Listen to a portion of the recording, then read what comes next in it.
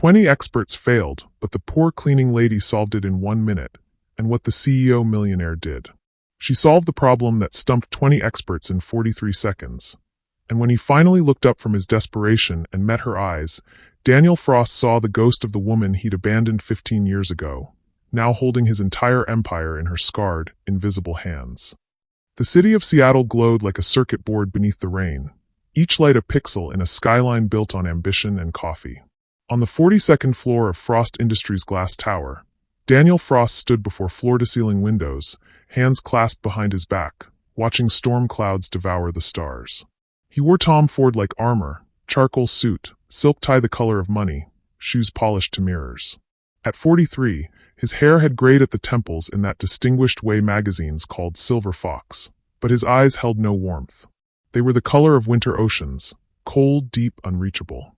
Behind him, his executive assistant Priya hovered with a tablet. The board meeting is confirmed for 9 a.m. All 20 consultants will present. Goldman's team, McKinsey, even the MIT engineers you flew in. Daniel didn't turn. And if they fail, sir? If none of them solve it, Priya. If 20 of the brightest minds can't figure out why our entire supply chain is hemorrhaging $40 million a month, what then? Priya's silence was answer enough. He turned and she flinched, not from cruelty, but from the emptiness in his gaze. Daniel Frost wasn't cruel. He was worse, he was absent. Cancel my dinner.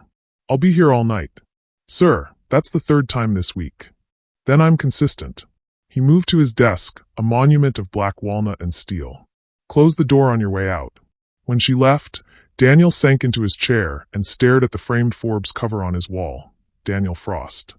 The man who built an empire from code. He'd given that interview 6 years ago, smiling for cameras, lying about his origin story.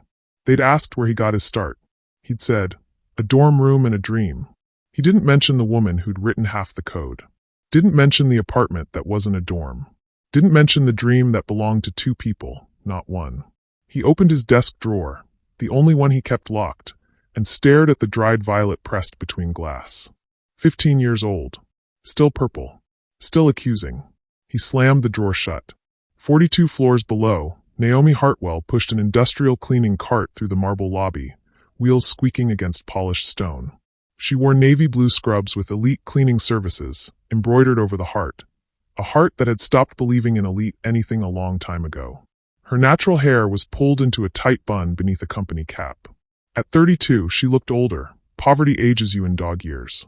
Her hands were scarred from chemical burns, calloused from mop handles, trembling slightly from the autoimmune disorder she couldn't afford to treat. The security guard, Tommy, didn't look up from his phone as she passed.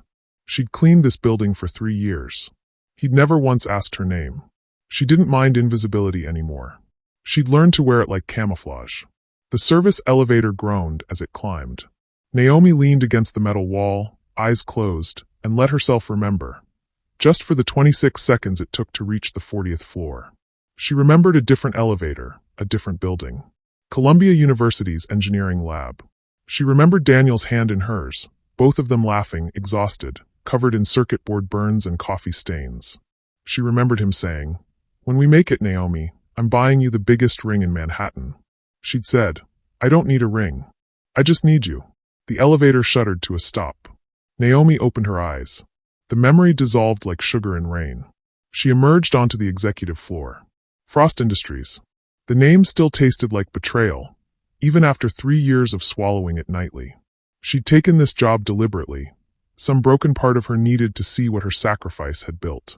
Needed to mop the floors of the empire that rose from her grave. Her cart squeaked past darkened offices. VP of Operations, Chief Financial Officer, Head of Strategic Development. All titles. No names. Just doors. Then she reached the corner office. The one with lights still burning at 2:47 a.m. The nameplate gleamed. Daniel Frost, Chief Executive Officer. Naomi stopped. She did this every night, paused outside his door like a pilgrim at a shrine to a god who'd forgotten her prayers. Through the frosted glass, she could see his silhouette. Still working. Still building. Still winning. She wondered if he ever thought about her.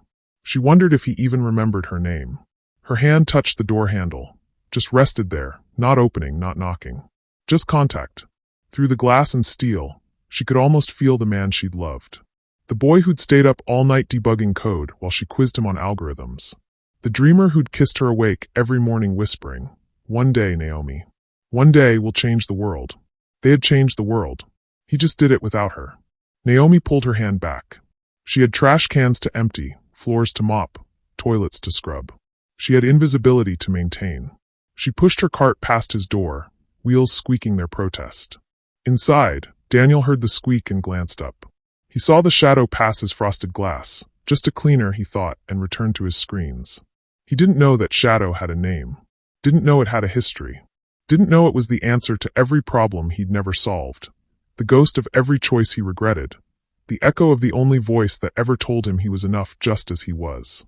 He didn't know that in 7 hours, that shadow would step into his boardroom and shatter everything he'd built his life to forget. Naomi cleaned the 40th floor in silence. She emptied trash bins filled with half-eaten sushi and crumpled spreadsheets. She Windexed glass walls smudged with fingerprints of people who made in 1 hour what she made in a month. She vacuumed carpets that cost more per square foot than her entire apartment. At 4:15 a.m., she reached the break room. Someone had left the TV on, muted financial news, stock tickers scrolling like digital prayers. Frost Industries' logo flashed on screen. Stock plummets amid supply chain crisis.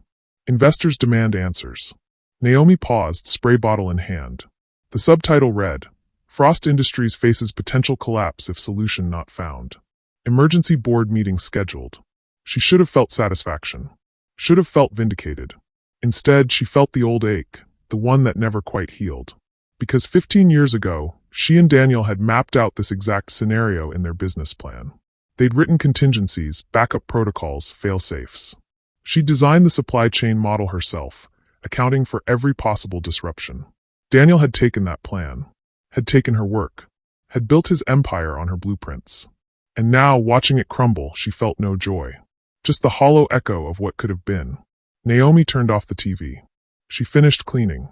At 5:30 a.m., she clocked out, walked 3 blocks to the bus stop in the rain, and rode 45 minutes to her studio apartment in a building where the heat didn't work and the neighbors screamed through walls. She showered in lukewarm water, made instant coffee, stared at the acceptance letter on her fridge, the one from MIT's graduate program, dated 2010, never fulfilled. Next to it, a photo. Her and Daniel, 21 years old, holding their first prototype, grinning like they'd discovered fire. She'd kept it all these years. Didn't know why. Punishment, maybe. Or hope. Or both. Naomi changed into her day clothes, thrift store jeans, a Columbia sweatshirt with a bleach stain.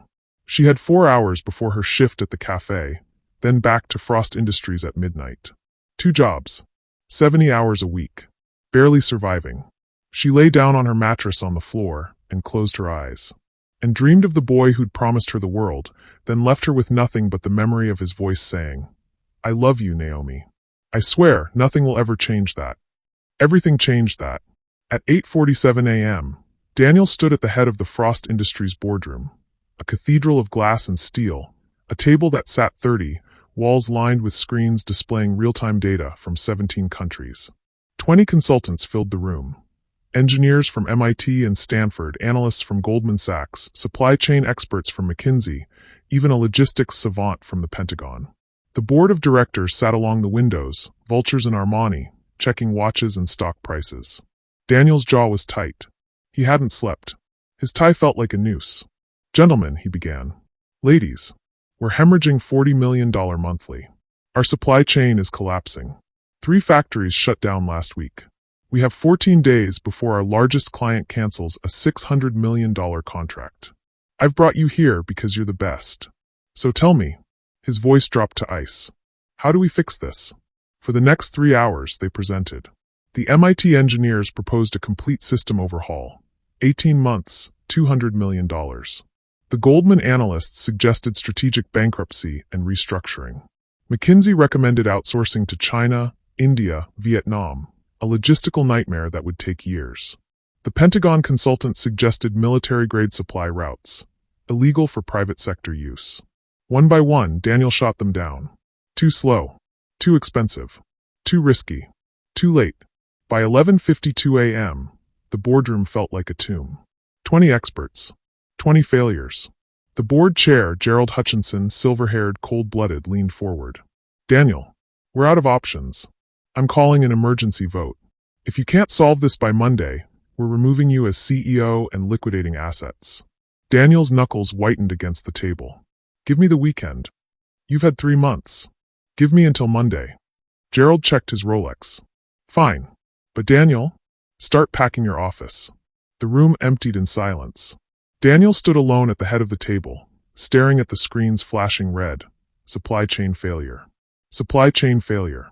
He'd built this company from nothing, had clawed his way from poverty to power, had sacrificed everything, relationships, integrity, love, to sit in this chair. And now, in 14 days, it would all disappear. He sank into his chair and dropped his head into his hands. That's when he heard the squeak. Daniel looked up. A cleaning cart. Navy blue uniform. A woman, mid-30s, dark skin, natural hair escaping from beneath a cap. She pushed the cart into the boardroom, eyes down, moving like a ghost. Sorry, she murmured. Didn't know anyone was still here. It's fine. His voice was hollow. I'm leaving. But he didn't move. He just sat there, staring at nothing. The cleaner began emptying trash bins. She moved efficiently, invisibly. But then she paused near the screens, still displaying the supply chain schematics, the cascading failures, the problem that had stumped 20 experts. She stared at it. Daniel noticed. Complex, isn't it? He said bitterly. 20 geniuses couldn't solve it. The cleaner didn't respond, but her eyes tracked the data. Her lips moved slightly, as if calculating. Daniel watched her. Something flickered in his chest. Do you understand what you're looking at? She blinked. Turned to him. I should go. Wait. He stood. Do you understand it? Naomi's heart hammered. She should leave. Should stay invisible. Should protect the armor she'd spent 15 years building. But she looked at the screens. At the problem. At the company she'd helped design. And she couldn't stay silent. You're approaching it wrong, she said quietly. Daniel froze. What? Your supply chain. You're treating it like a linear problem. It's not. It's exponential. She stepped closer to the screen, forgot herself, forgot him. You've got bottlenecks at 3 points: manufacturing, distribution, and quality control. But they're not separate failures. They're connected. Fix the root, and the branches heal themselves. Daniel's blood turned cold. That voice. That logic. You need to reverse the priority sequence, she continued. Instead of pushing product from factory to client, pull demand backwards. Let client orders dictate factory output in real time. Eliminate the middleman warehouses. Direct factory to client microshipping. She pointed at the screen. Cut your supply chain from 7 stages to 3. You'll lose 60% of your overhead and increase delivery speed by 300%. Silence. Daniel stared at her. That's brilliant. She turned to him. Their eyes met. And for the first time in 3 years, Daniel Frost truly looked at the woman holding the mop. Naomi saw the recognition starting to bloom in his face, slow, creeping, horrified. She stepped back. I should go. Wait. His voice cracked. Who are you? Nobody. She grabbed her cart. Just the cleaning lady. Your name. She hesitated. Nina. Nina Hart. Nina. He repeated it like a prayer. Like an accusation. Have we met before? Naomi's hands trembled on the cart handle. 15 years. 15 years of invisibility. Of survival. Of swallowing this exact moment. No, she whispered. We've never met. And she walked out of the boardroom, wheels squeaking, heart shattering. Daniel stood frozen, staring at the empty doorway. That voice. Those eyes. That solution. He'd heard it before. 15 years ago. In a cramped apartment. From a woman named Naomi. No, it couldn't be. But his hands were shaking as he pulled out his phone and called HR. Priya, I need the personnel file for every cleaning staff member. Now. Sir, it's Saturday. Now. He hung up. Turned back to the screens. The solution she'd proposed in 43 seconds glowed before him. Elegant, simple, perfect. The same solution Naomi Hartwell had designed in 2010. The same woman he'd abandoned. The same woman he'd tried to forget. Daniel's legs gave out. He collapsed into his chair. Oh God, what have I done?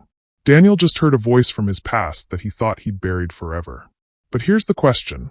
If someone you betrayed saved your life, would you have the courage to face them, or would you run again? Drop your thoughts below. What would you do in Daniel's position? Naomi didn't remember leaving the building.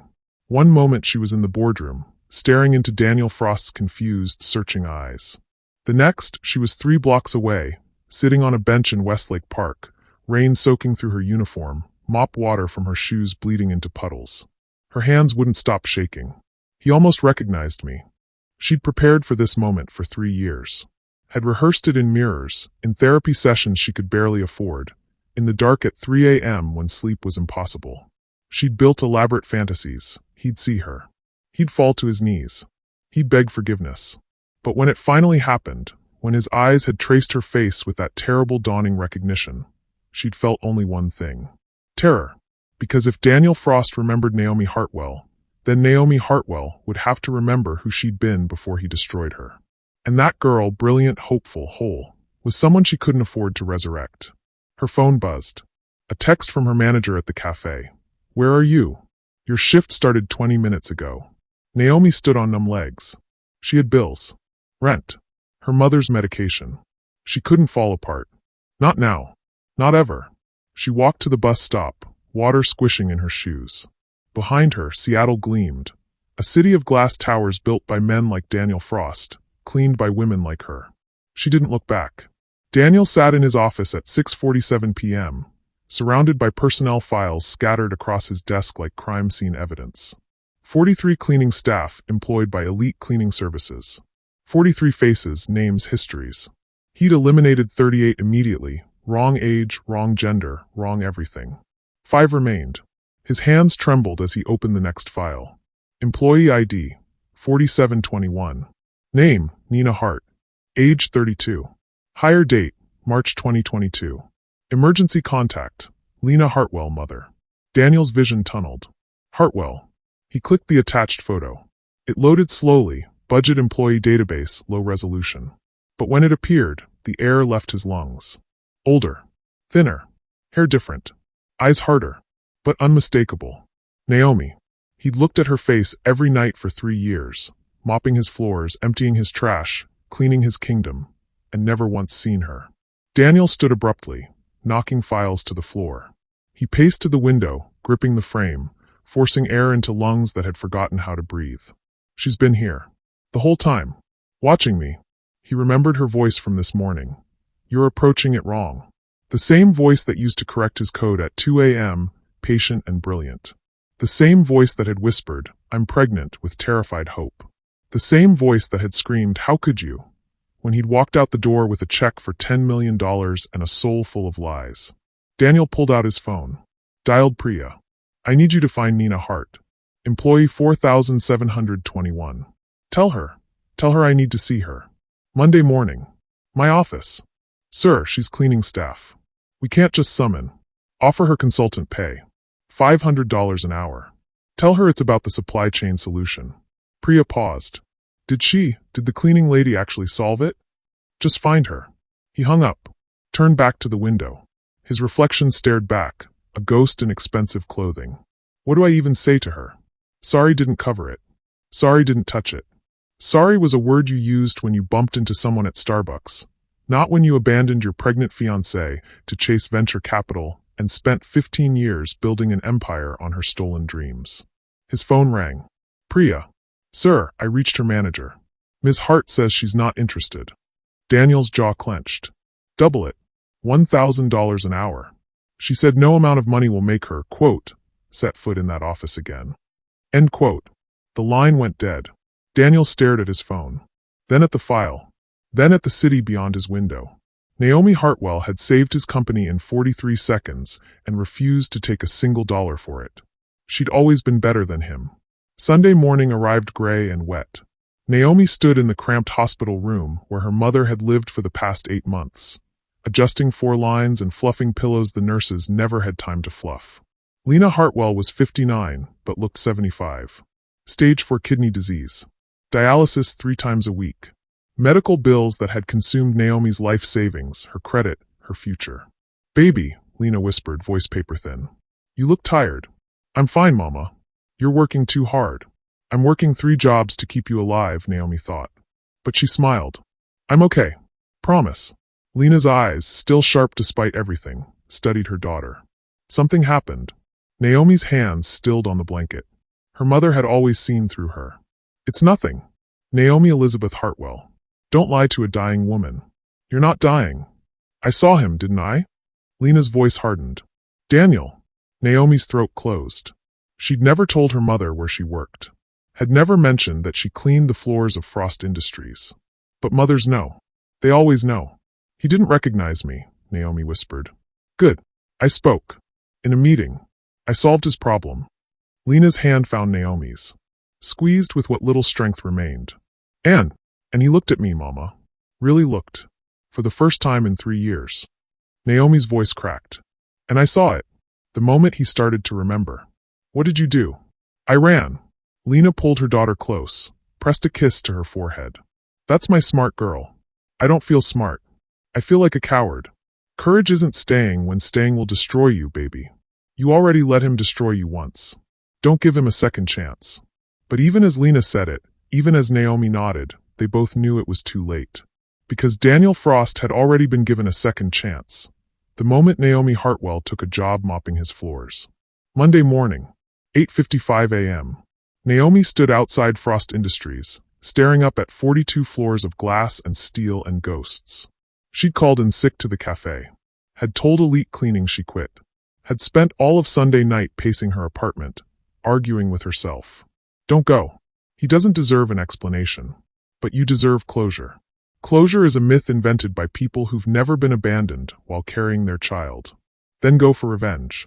Go to watch him squirm. But revenge wasn't why she came. Deep down, beneath the scar tissue and survival instincts, Naomi needed to know one thing. Did he remember her because he recognized her face? Or because he finally understood what he'd destroyed? She walked through the lobby. Tommy the security guard glanced up. Ma'am, can I help? I'm here to see Daniel Frost. His eyebrows rose. Do you have an appointment? He knows I'm coming. Tommy made a call. Listened. His expression changed from dismissive to respectful. 42nd floor. Ms. Hartwell. He'd used her real name. So Daniel knew. Naomi's heart hammered as the elevator climbed. The same elevator she'd ridden 1,000 times with a mop and cart. Now she wore thrift store slacks and a blazer from Goodwill, but she felt naked. Exposed. The doors opened. Priya stood waiting, tablet in hand, expression carefully neutral. Ms. Hartwell. This way, please. They walked past cubicles. Employees glanced up, curious. The cleaning lady, walking the halls in daylight. It felt surreal. They reached Daniel's office. Priya knocked. Sir? Ms. Hartwell is here. Send her in. Priya opened the door. Naomi stepped through. And saw him. Daniel stood by the window, back to her, hands in pockets. He wore a navy suit, less armor than usual. His shoulders were tense. When he turned, his face was pale, sleepless, haunted. Their eyes met. 15 years collapsed into 15 seconds. Naomi. Her name in his mouth sounded like a prayer and a confession and an apology all at once. She said nothing. Just stood there, 3 feet inside his kingdom, trembling. Daniel took a step forward. Stopped. I didn't know. I swear to God, I didn't know you were. Don't. Her voice was stone. Don't you dare. 3 years. You've been here 3 years. Why didn't you? Why didn't I what, Daniel? Announce myself. Hi, remember me? The woman you abandoned while carrying your child? I'm here to scrub your toilets now. Hope that's not awkward. He flinched like she'd struck him. Naomi, please. Nina. She corrected him coldly. My name is Nina Hart. Naomi Hartwell died 15 years ago when you chose $10 million over her. That's not, it wasn't like that. Then tell me what it was like. She stepped forward, voice rising. Tell me how you looked me in the eye the night before you left and said, we're in this together, always, then ghosted me. Changed your number. Moved across the country. Tell me how you cashed that check built on MY business plan while I miscarried our daughter alone in a studio apartment at 5 months pregnant because I couldn't afford the hospital. Daniel's face crumbled. You were pregnant. Of course I was pregnant. We found out 3 days before the investor meeting. I told you. I said, Daniel, we're having a baby. And you said, we'll figure it out together. And then you, her voice broke. And then you left. The investors, they said you had to go. They said if I wanted the funding, it was me alone or nothing. They said. And you chose the money. Naomi's laugh was acid. You chose the money, Daniel. You didn't fight. You didn't negotiate. You just took the check and ran. I was 21 years old. His voice cracked. I was broke, terrified, desperate. My father had just died. I had hospital bills, student loans drowning me. They offered me $10 million, Naomi. $10 million. I thought I could take it, get stable, and come back for you. But you didn't. No. Tears streamed down his face. I didn't. Silence filled the space between them, heavy, poisonous, 15 years thick. Naomi wiped her eyes with shaking hands. I waited 6 months. Called every number. Emailed every address. I showed up at the venture capital office, and they threatened to call the police. I lost our baby. Lost my scholarship. Lost my mind for a while. She met his gaze. I lost everything, Daniel. And you built an empire. I know. Do you? She stepped closer. Do you know what it's like to see your face on magazine covers? To watch you give TED Talks about innovation and integrity? To clean the office where you keep that Forbes article framed? The man who built an empire from code. Knowing half that code was mine. Daniel's voice was barely a whisper. I know I'm a coward. You're worse than a coward. You're a thief. He nodded. Didn't defend himself. Just stood there, taking it. Naomi's anger crested and broke. She was suddenly exhausted. Why did you call me here, Daniel? What do you want from me? He looked at her, really looked. Saw the scars, the lines, the weight of 15 years of survival. I want to make it right. You can't. I can try. How? She laughed bitterly. Write me a check? That's your solution to everything, isn't it?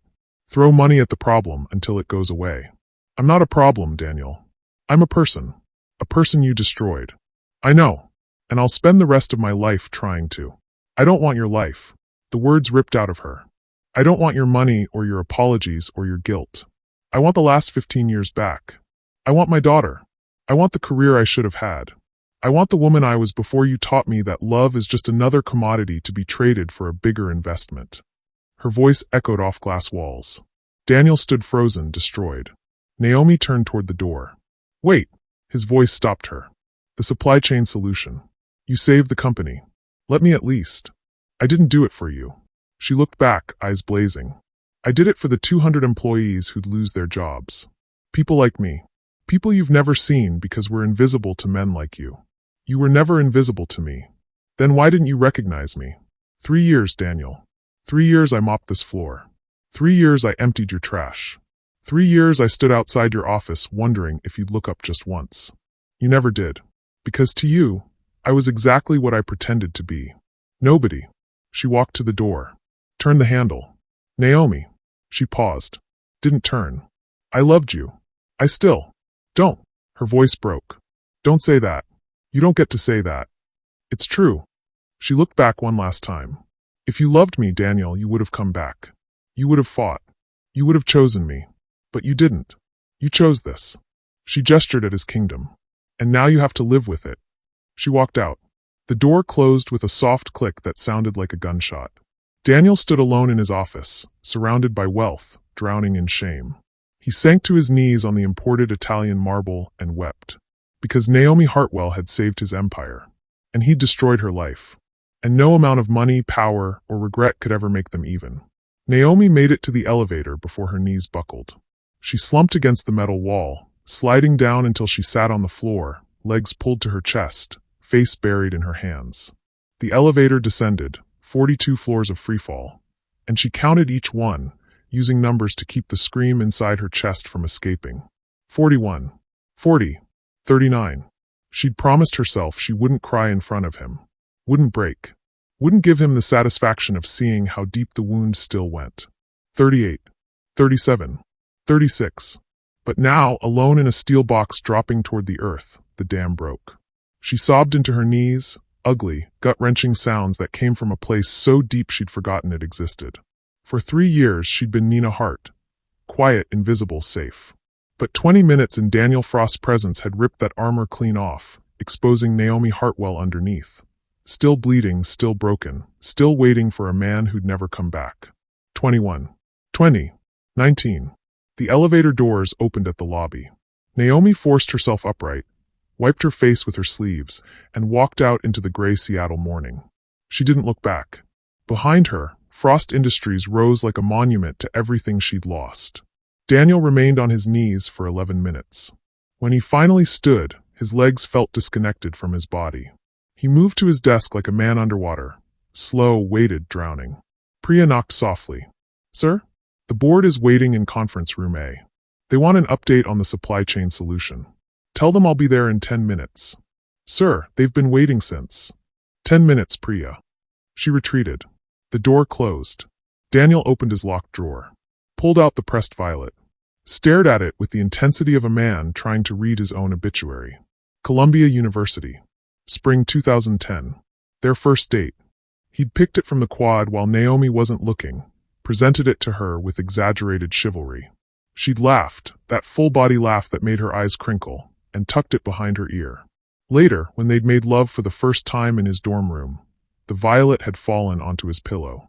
He'd kept it, pressed it, carried it through every office, every apartment, every city. His talisman, his punishment, his reminder. For 15 years, he'd convinced himself that what he'd done was necessary. That Naomi would understand. That time would soften the betrayal into something forgivable. But seeing her today, seeing what she'd become, what he'd reduced her to, shattered every lie he'd built. She'd been right. He was worse than a coward. He was a thief. His phone buzzed. A text from Gerald Hutchinson, board meeting. "Now, or you're out." Daniel pocketed the violet, straightened his tie, put on the mask he'd perfected over 15 years. Daniel Frost, CEO, billionaire, winner. He walked to conference room A. The board sat around the table like a jury. 12 faces. Zero sympathy. Gerald stood at the head. "You're late. I had a meeting. We've been waiting 40 minutes for your miracle solution. The one you promised would save this company." Gerald's smile was cold. "So, dazzle us." Daniel moved to the screens, pulled up Naomi's supply chain redesign, the one she'd outlined in 43 seconds that he'd spent all weekend coding into a full presentation. "Direct factory-to-client microshipping," he began. "We eliminate warehouses, cut overhead by 60%, increase delivery speed by 300%. Implement blockchain tracking for real-time inventory. Partner with regional couriers instead of national shipping conglomerates." He spoke for 20 minutes. Showed projections, data models, cost-benefit analyses. When he finished, silence filled the room. Then Gerald laughed. "This is brilliant." Daniel exhaled. "Where did you get it?" Daniel's blood froze. "What? This model. This redesign. It's not your work, Daniel. I've seen your solutions. They're aggressive, expensive sledgehammer approaches. This is elegant. Precise. Surgical." Gerald leaned forward. "So I'll ask again, where did you get it?" Every eye in the room locked on Daniel. He could lie. Should lie. His entire career was built on this exact lie, taking credit for Naomi's brilliance. But standing there, violet in his pocket, her voice in his head.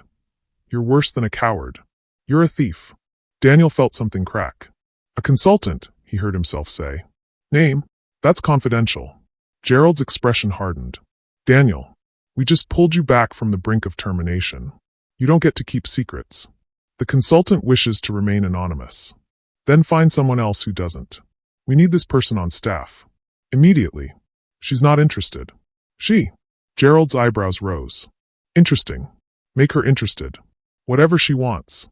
Triple her rate. Equity. Title. I don't care. We need her."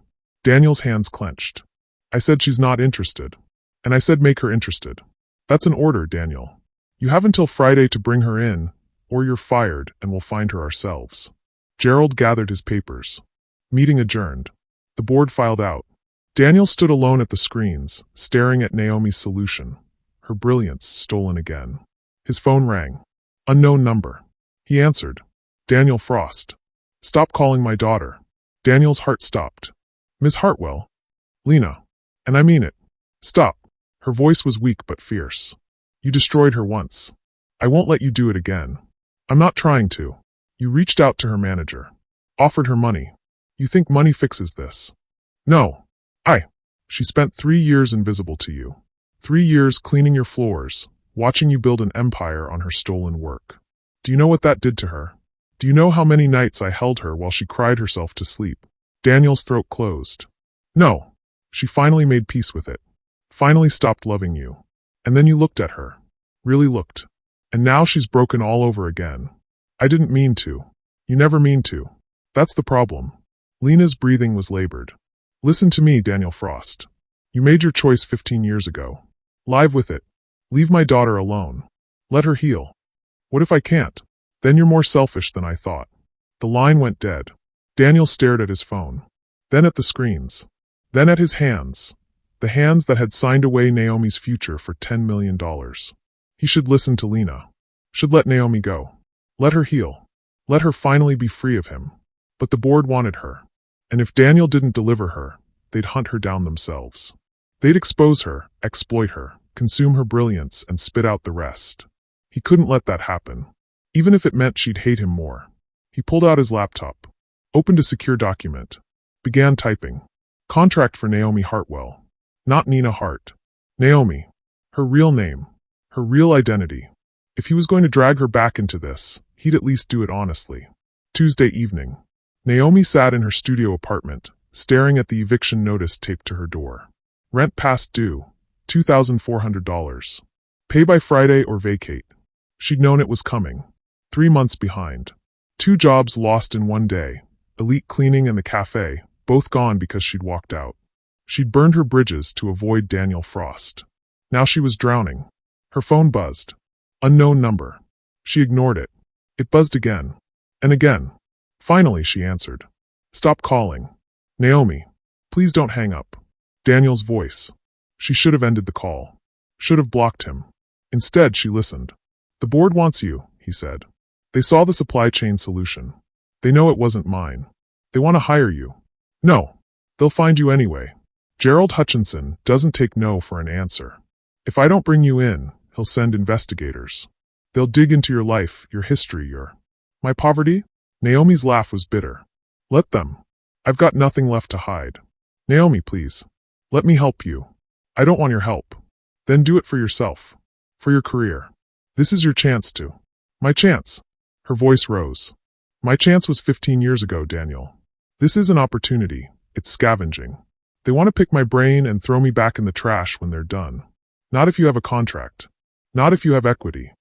Naomi froze. What? I'm offering you a contract. Chief Innovation Officer. $500,000 salary. 10% equity in Frost Industries. Full benefits. Your name on everything you create. No more hiding. Silence stretched between them. Why? She whispered. Because it's what you deserve. What you always deserved. You're 15 years too late. I know. But it's still true. Naomi looked at the eviction notice. At her empty fridge. At the medical bills stacked on her counter. At the life she'd cobbled together from broken pieces. She hated Daniel Frost. But she hated poverty more. I need to think about it, she said. Friday.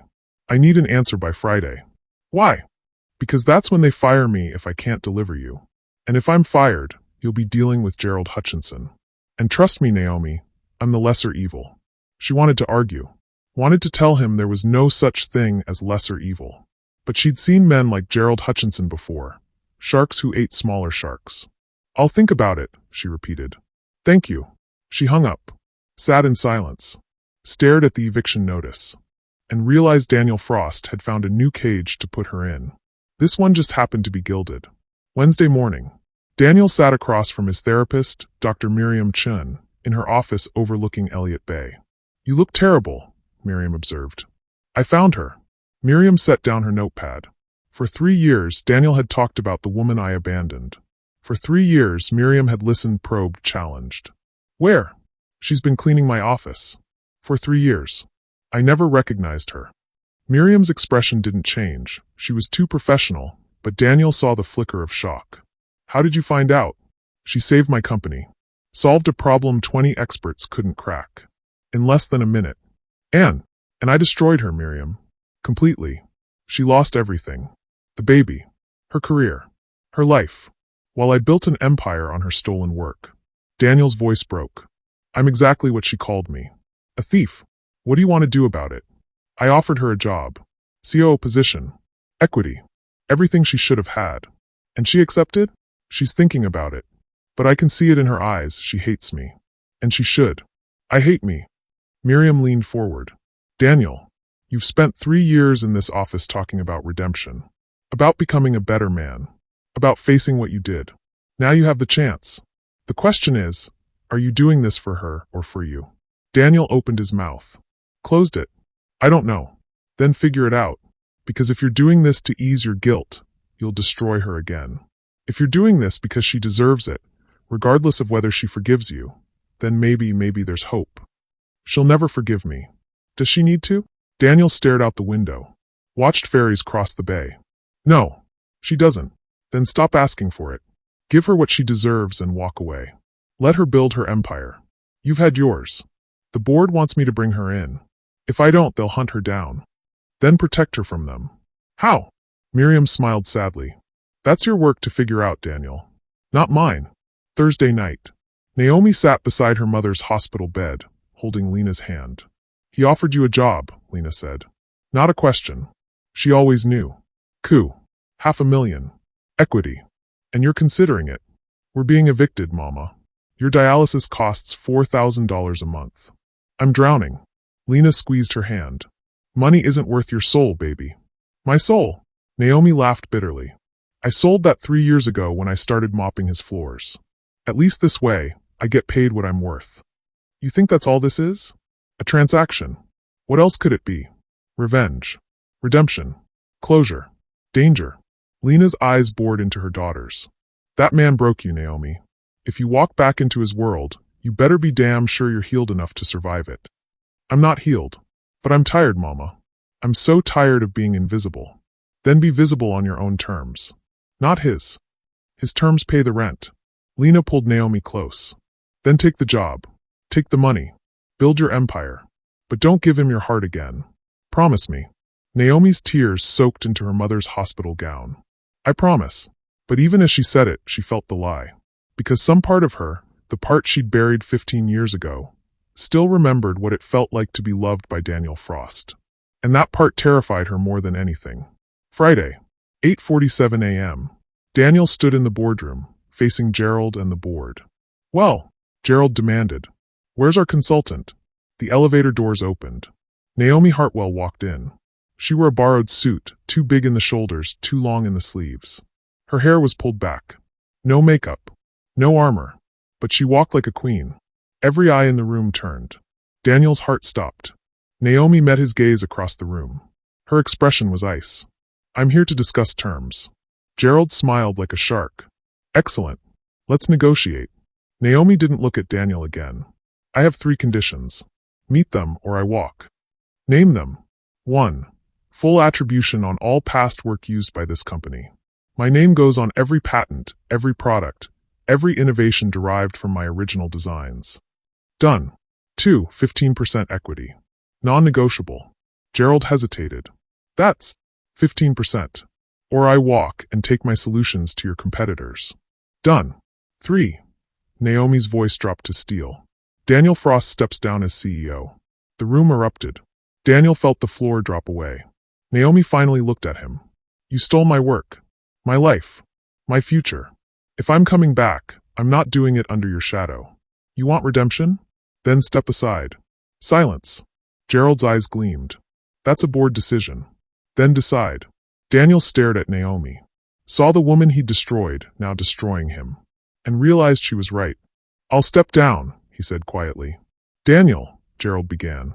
She's right. This company was built on her work. She deserves to lead it. Daniel looked at Naomi. I'll stay on as advisor. But the CEO chair is yours. Naomi's expression didn't change. But her hands trembled slightly. She'd expected him to fight. He didn't. Then we have a deal, Gerald said, already calculating how to spin this to shareholders. Welcome to Frost Industries, Ms. Hartwell. Or should I say, welcome back. Naomi nodded once. Turned to leave. Daniel followed her into the hallway. Naomi. Don't. She spun on him. Don't think this makes us even. Don't think your grand gesture erases anything.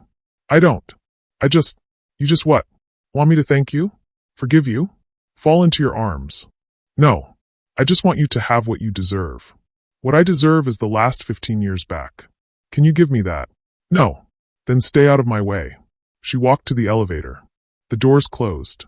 Daniel stood alone in the hallway, feeling the empire he'd built crumble around him, and realized he'd never felt more free. Naomi just demanded Daniel step down from the company he built on her stolen work. Power move or too harsh? Here's the real question. If you had the chance to take back everything someone stole from you, would you? Or would revenge feel emptier than you imagined? Drop your thoughts below. I want to hear what you would do. Monday morning. Naomi's first day as Chief Innovation Officer, pending board approval for CEO transition, began with a corner office on the 42nd floor. Not Daniel's office. The one next to it. The movers had worked all weekend. Her new space gleamed. Glass walls, mahogany desk, ergonomic chair that cost more than 3 months of her old rent. A nameplate already sat on the door. Naomi Heartfelt, Chief Innovation Officer. She stood in the doorway, unable to cross the threshold. For 3 years, she'd cleaned offices like this. Had emptied their trash, vacuumed their carpets, wiped fingerprints from their glass walls. Now one belonged to her. It's not a trap. Naomi spun. Daniel stood 3 feet away, holding 2 cups of coffee. He looked different, tired, humbler, wearing a simple gray sweater instead of his usual armor of Tom Ford. I didn't hear you, she said coldly. Sorry. I just thought. He extended 1 cup. Peace offering. Black coffee, 2 sugars. You still take it that way. Naomi stared at the cup. He remembered. After 15 years, he remembered how she took her coffee. She didn't take it. What do you want, Daniel? To help you settle in. I don't need your help. I know. But the board assigned me as your transition advisor. For the next 2 weeks, we're working together. The words clearly pained him. Naomi's jaw clenched. You can't be serious. Gerald's orders. He wants continuity. Wants to make sure the leadership transition is smooth. Daniel set both coffees on her desk. I tried to get out of it. He refused. Of course he did. Naomi walked to the window, arms crossed, staring out at Seattle. He wants to watch us destroy each other. Makes for good boardroom entertainment. Probably. Silence stretched between them. Not comfortable, but less sharp than before. They were 2 survivors in a cage, figuring out how to avoid killing each other. 2 weeks, Naomi said finally. Then you're gone. 2 weeks, Daniel agreed. I'll stay out of your way as much as possible. See that you do. He turned to leave, paused at the door. Naomi, for what it's worth, I meant what I said. You deserve this. You always did. She didn't respond. Didn't turn around. Daniel left. Naomi sank into her expensive chair and let out a breath she'd been holding for 15 years. Then she picked up the coffee. Took a sip. Still perfect. She hated that it was perfect. The first meeting was a disaster. Naomi sat at the head of the conference table, Daniel's old seat, surrounded by 15 executives, all men, all staring at her like she was a hostile takeover. Let's begin, she said, voice steady despite her racing heart. I've reviewed the Q4 projections. We need to discuss. Excuse me, interrupted James Kowalski, VP of Operations. Ms. Heartfelt, with all due respect, you've been here 3 days. Maybe you should observe before making strategic recommendations. Translation, know your place. Naomi's smile was ice. Mr. Kowalski, with all due respect, I designed the foundational supply chain model this company runs on. I think I'm qualified to have opinions. That was 15 years ago. And yet you're still using my work. Funny how that works. Tension crackled through the room. Daniel, sitting in the back, no longer at the head, just an advisor, watched the power struggle with something like pride flickering in his eyes. James leaned back, arms crossed. Fine. What's your recommendation? Naomi pulled up a presentation. We're over-leveraged in Asian manufacturing. One supply disruption, political instability, natural disaster, pandemic, and we collapse. I'm proposing we diversify. 40% Asia, 30% domestic, 30% South America. It'll cost more upfront, but provide long-term stability. That'll cut our margins by 12%, James countered. Short-term, yes. Long-term, it saves us from extinction. The shareholders won't like it. The shareholders won't like bankruptcy more. Naomi met his gaze. This company almost collapsed 3 weeks ago because of over-reliance on a single supply chain model. Learn from it or repeat it. Your choice. Silence. Then Daniel spoke from the back. She's right. Every head turned. I've run the numbers, Daniel continued, standing, moving to the screen. Naomi's model reduces risk by 67% and increases resilience. Yes, margins drop initially, but within 18 months, we're more profitable and significantly more stable. He looked at Naomi. It's brilliant. Their eyes met. Something unspoken passed between them. Not forgiveness, but acknowledgement. James looked between them, sensing he'd lost. Fine. I'll prepare a proposal for the board. Good, Naomi said. Meeting adjourned. The executives filed out, muttering. Daniel lingered. You didn't have to back me up, Naomi said, not looking at him. Yes, I did. They were testing you. Trying to undermine you because you're new, because you're a woman, because I used to mop their floors? That too. Naomi finally looked at him. I don't need you to fight my battles. I know, but we're stuck together for 2 weeks. Might as well make use of it. Daniel moved to the door. They'll keep testing you. Don't give them an inch. I wasn't planning to. He almost smiled. Good. The Naomi I knew never did. He left. Naomi sat alone in the conference room, staring at her reflection in the glass walls. The Naomi I knew. Past tense. Like that version of her was dead. Maybe she was. Day 4. 11:47 p.m. Naomi was still in her office, drowning in reports, trying to understand 15 years of corporate decisions made without her. Her eyes burned. Her back ached. She'd forgotten to eat dinner. A knock on her glass wall. Daniel stood there, holding takeout bags. You're going to burn out before week 1 ends. Go away. Thai food. Pad CEW, extra vegetables, no peanuts. Still allergic. Naomi's stomach betrayed her with a loud growl. Daniel set the food on her desk. Eat. I'll leave. Why are you doing this? Doing what? Being kind. Helpful. Human. She waved at the food. Remembering how I take my coffee. What I eat. It's manipulative. It's not manipulation. It's memory. Daniel sat in the chair across from her, not presumptuous, just tired. I spent 3 years trying to forget you, Naomi. Couldn't. Spent the next 12 trying to forgive myself. Couldn't. The least I can do is remember that you exist. For 3 years, I existed 10 feet from your office. You never noticed. I know. And I'll live with that for the rest of my life. He stood. Eat. Sleep. You've got a board presentation Thursday. They're going to grill you. I can handle it. I know you can. But you can't do it on an empty stomach and 4 hours of sleep. He left. Naomi stared at the takeout. Pad CEW. Her favorite. He'd remembered. She hated that he remembered. She ate anyway. Day 7. The board presentation. Naomi stood before the full board, 20 faces, skeptical eyes, crossed arms. She wore a blazer she'd bought with her first paycheck, hair professionally styled, makeup applied like war paint. Gentlemen, she began. Ladies, I'm here to present the 5-year strategic plan for Frost Industries. For 90 minutes, she dismantled and rebuilt the company, showed inefficiencies, proposed solutions, demonstrated projections. She was brilliant, fierce, undeniable. When she finished, silence filled the room. Then Gerald Hutchinson began to clap. Slowly. Others joined. Ms. Hartwell, Gerald said. That was exceptional. I move we accelerate the CEO transition. All in favor? Hands rose around the table. Motion passes. Naomi Hartwell, effective immediately. You are CEO of Frost Industries. Naomi's vision swam. CEO. The title she should have had 15 years ago. Thank you, she managed. Daniel sat in the corner, no longer an executive, just an advisor, soon to be gone entirely. He was smiling. Genuinely smiling. No envy. No resentment. Just pride. It made her want to scream. After the meeting, she found him in his office, packing boxes, taking down frames, erasing himself from the building. Congratulations, he said quietly. Don't. Naomi, you earned this. You. I earned this 15 years ago. Her voice cracked. This isn't victory, Daniel. It's restitution. There's a difference. He set down the frame he was holding, the Forbes cover. You're right. I'm sorry. Stop apologizing. Then what do you want me to do? I want you to feel what I felt. The words exploded out of her. I want you to know what it's like to lose everything. To be invisible.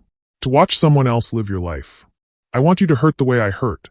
Daniel stepped closer. I do hurt, Naomi. Every single day. Every time I see you. Every time I remember what I destroyed. I hurt. Good. But it doesn't change anything. My pain doesn't undo yours. My regret doesn't give you back those 15 years. So tell me, what do you actually want from me? Naomi's hands trembled. I want. What? I want to stop loving you. The confession ripped out of her, raw and bleeding. I want to hate you completely. Cleanly. But I can't. And I hate myself for it. Silence crashed between them. Daniel's eyes glistened. Naomi, don't. Don't say anything. Don't touch me. Don't. She backed toward the door. 2 weeks is up tomorrow. Leave. Please. Just leave. She fled before he could respond. Daniel stood alone in his half-packed office, holding the Forbes cover, staring at the man in the photo. Younger, arrogant, empty. He threw it in the trash. That night, Naomi went to the hospital. Found her mother awake, reading. How is it? Lena asked. I'm CEO. Baby, that's wonderful. Is it? Naomi collapsed into the chair. I got everything I wanted, Mama. The title. The office. The equity. And all I feel is empty. Because it's not what you actually wanted. What do I actually want? Lena set down her book, took her daughter's hand. You want him to choose you. You wanted him to choose you 15 years ago, and some part of you still does. That's pathetic. That's human. Lena squeezed her hand. But baby, he did choose you. He stepped down. Gave you everything. That has to count for something. It's 15 years too late. So you're going to waste another 15 years being angry? I'm not. Yes, you are. You're so busy punishing him that you're not letting yourself heal. You got your empire, Naomi. Now what? You going to sit on a throne of rage for the rest of your life? Naomi pulled her hand away. You don't understand. I understand that my daughter is brilliant, powerful, and beautiful. And she's still chaining herself to a man who's trying to set her free. Lena's voice softened. Let him go, baby. Forgive him or don't. But let him go. For your sake, not his. Naomi said nothing. But driving home that night, she realized her mother was right. She'd gotten everything she wanted. And it still wasn't enough. Because what she actually wanted, what she'd always wanted, was the impossible. She wanted 15 years back. She wanted their daughter. She wanted the life they were supposed to have. And no corner office, no CEO title, no amount of equity could ever give her that. Day 14. Daniel's last day. He arrived at 6 a.m. to finish packing. Early enough to avoid Naomi, late enough to pretend he wasn't hiding. His office was nearly empty now. Boxes stacked by the door, walls bare, desk cleared of everything except his laptop and one final drawer he hadn't opened yet. The locked one. Daniel sat in his chair, no longer his chair, and pulled out the key he'd carried for 15 years. His hands shook as he unlocked the drawer. Inside, the pressed violet. A Columbia University ID card with Naomi's younger face smiling up at him. A USB drive labeled Original Business Plan, 2010. And beneath it all, a letter he'd written but never sent. He pulled out the letter. The envelope was worn, creased from being held too many times, addressed in his younger handwriting. Naomi Hartwell, for 47 Amsterdam Avenue, apartment 3B, New York, New York. He'd written it 6 months after he left. Had stood at a mailbox for 40 minutes, holding it, crying, unable to let go and unable to send it. Inside, the truth of everything. Daniel pulled out the pages, 3 sheets, front and back, his confession bleeding across lined paper. He read words he'd written at 22, broken and drowning. Dear Naomi, I'm a coward. I know that now. I knew it the morning I left, but I convinced myself I was being practical. Strategic. Smart. The investors didn't just ask me to cut you out. They threatened you. Said if I didn't take the deal alone, they'd bury you. They'd found out about your father, the fraud charges, the prison time. Said they'd leak it, destroy your reputation before you ever started. They said you'd never work in tech again if your name was attached to mine. I believed them. God, I was so stupid. I believed them because I wanted to. Because $10 million looked like salvation, and I was drowning in my father's medical debt, and I was terrified and weak, and I thought if I took the money, I could protect you from a distance. Could pay off my loans, get stable, then come back for you. Bring you in as a partner later. Make it right. But I didn't come back. Because the investors made me sign an NDA that included a non-compete clause with your name on it. I couldn't hire you without violating the contract and losing everything. They'd planned it that way. They wanted your work, but not you. And I signed it. I signed away your future because I was too young and too scared to fight. By the time I realized what I'd done, that I'd sold not just my integrity but yours, it was too late. My lawyers said the contract was ironclad. Breaking it would mean bankruptcy, lawsuits, losing everything. So I made a choice. The same choice I always make. I chose myself. I told myself you'd be okay. That you were brilliant enough to succeed without me. That you'd find another path, another partner, another life. I didn't know you were pregnant. I swear to God, Naomi, I didn't know. Your voicemail said you needed to talk, that it was important, but I couldn't. I was too ashamed to answer. I changed my number. Blocked you. Ran. And when I finally hired a private investigator 6 months later to make sure you were okay, he came back with a hospital report. Miscarriage. 5 months. High-risk pregnancy complicated by stress and malnutrition. I killed our daughter. Not with my hands, but with my absence. My cowardice. My choice. I'm writing this because I need you to know the truth, even though the truth doesn't excuse anything. I destroyed you to build myself. That's what I am. That's all I'll ever be. I don't expect forgiveness. I don't deserve it. I just need you to know, I loved you. I still love you. I'll love you until I die. And I'm sorry. I'm so sorry. Daniel. He'd never sent it. Had kept it like a prisoner keeps their sentence. Proof of guilt, reminder of debt. Daniel folded the letter carefully. Placed it back in the envelope. Wrote a new line on the front. For Naomi. The truth, finally. He left it on his desk. Naomi arrived at 9 a.m., ready for Daniel to be gone. His office door was open. The boxes were gone. The walls were empty. The desk was bare except for a laptop and a single envelope with her name on it. She shouldn't read it. Should throw it away, move on, let him disappear. But her hands picked it up. Her fingers opened it. Her eyes read words written 15 years ago by a boy who destroyed them both. By the time she finished, she was on her knees on the floor, sobbing into her hands. He didn't know. He didn't know about the baby. No, that wasn't the truth. The truth was worse. He knew I needed him. And he ran anyway. But there was more. The investors. The threats. The contract. The NDA with her name embedded like a curse. Naomi pulled out her phone with shaking hands. Called her lawyer. I need you to pull a contract. 2010. Frost Industries' original venture capital agreement. Find every clause with my name in it. Ms. Hartwell, that's confidential. I'm the CEO now. Nothing is confidential from me. Pull it. 3 hours later, the contract arrived. 247 pages of legalese. Her lawyer had highlighted the relevant sections. Page 47, Clause 12, see non-compete agreement. Daniel Frost agrees that Naomi Hartwell shall not be employed, contracted, or affiliated with Frost Industries or any subsidiary thereof for a period of 10 years from the signing of this agreement. Any violation will result in immediate forfeiture of all capital, assets, and equity. Page 52, Clause 15, a background investigation authorization. Investor Group reserves the right to conduct comprehensive background investigations on all affiliated parties, including but not limited to Naomi Hartwell, co-founder. Any findings deemed detrimental to company reputation shall be grounds for exclusion. Page 89, Clause 23, be public disclosure rights. Investor Group retains rights to disclose any and all background information on excluded parties should they attempt to compete with or disparage Frost Industries. Naomi read it twice, then a third time. They'd buried her before she ever had a chance. Daniel had been given a choice: sign away her future, or lose everything and watch them destroy her publicly anyway. He'd chosen the path that saved himself, but kept her out of the immediate blast radius. It didn't excuse what he'd done. Didn't erase the abandonment, the silence, the 15 years of poverty and pain. But it explained it. And explanation wasn't the same as justification. But it was something. Naomi pulled out her phone. Dialed Daniel. It rang 4 times. Naomi. His voice was raw, like he'd been crying.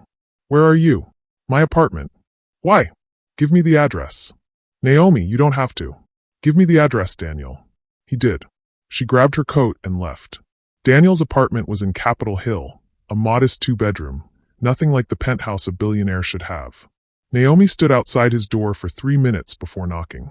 He opened it immediately, like he'd been waiting. His eyes were red, face pale, wearing a Columbia sweatshirt that matched hers. The same one from 15 years ago, threadbare and faded. You kept it, she said, gesturing to the sweatshirt. I kept everything. She walked past him into the apartment. It was sparse, clean, deliberately empty. No awards on the walls. No Forbes covers. No evidence of wealth.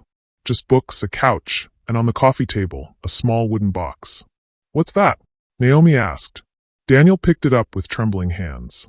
Everything I saved. From us. He opened it.